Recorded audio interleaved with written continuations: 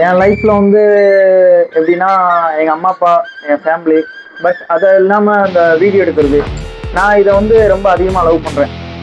அதையும் தாண்டி எனக்கு ஒரு அதிகமாக டிப்ரெஷன் இருந்துச்சுனாலும் ஒரு வீடியோ பண்ணி அதை அப்லோடு போட்டாலுமே மனசு கொஞ்சம் ஹாப்பியாக இருக்கும், சந்தோஷமாக இருக்கும். அதே மாதிரி நம்ம இப்போ இன்னைக்கு வந்து எதை பற்றி பார்க்க போகிறோம்னா காதல். காதல்னாலே எல்லாருக்கும் சந்தோஷம், எல்லாருக்கும் மகிழ்ச்சி, ஒரு மாதிரி குஷியாக தான் இருக்கும். அது எப்படின்னாலும் இப்போ பார்த்த உடனே வர காதல் ஒன்று, பார்த்து வர காதல் ஒன்று, பார்க்காமே வர்ற காதல் ஒன்று, அப்புறம் பேசி புரிஞ்சு வர்ற காதல். இதில் வந்து நிலையா நிற்கிற காதல் வந்து பேசி புரிஞ்சு வர்ற காதல் தான் கரெக்டாக என்றைக்குமே நிலையா இருக்கும்.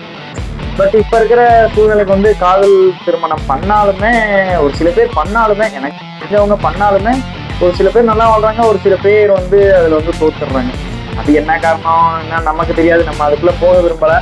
பட் எனக்கு ஒரு காதல் வந்துச்சு, இது வந்தாலும் ஒரு கடல் அலை மாதிரி வந்துட்டு அப்படியே உள்வாங்கின மாதிரி போயிடுச்சு. பட் அதுலேருந்து அந்த டிப்ரெஷன், அதாவது ரொம்ப டிப்ரெஷன் ஆகிட்டேன் அவங்க என்னை விட்டு போனதுலேருந்து. எனக்கு என்ன பண்ணுறது ஏது பண்ணுறது கூட எனக்கு தெரியாது. இதில் சரக்கு தம்மு எல்லாமே அடிக்கலாம், பட் நான் அடிக்கலை.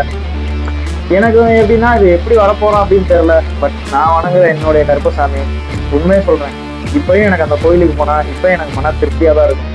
ஆனால் பட் அவரும் சரி, எனக்கு என் கூட 4 அண்ணங்க இருக்காங்க, அவங்களும் சரி, எப்பயுமே மறக்க மாட்டேன். ஏன்னா எனக்கு வந்து எல்லா வகையிலும் சப்போர்ட்டாகவும் அந்த கடவுள் இருந்தாப்புல. அதே மாதிரி இவங்களும் என்னை கொஞ்சம் அதிகமாக திட்டி இதெல்லாம் ஓரளவுக்கு மறக்க வச்சிட்டாங்க. பட் இப்போ வரும், அப்பப்போ வரும், அப்பப்போ அது என்னை விட்டு இக்னோர் பண்ணிட்டு போயிடும்.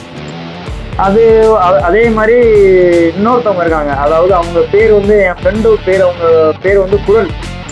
அவங்க எப்படின்னா, நான் வந்து நெக்ஸ்ட் மந்த் வந்து கொஞ்சம் ஃபீல் பண்ணேன்.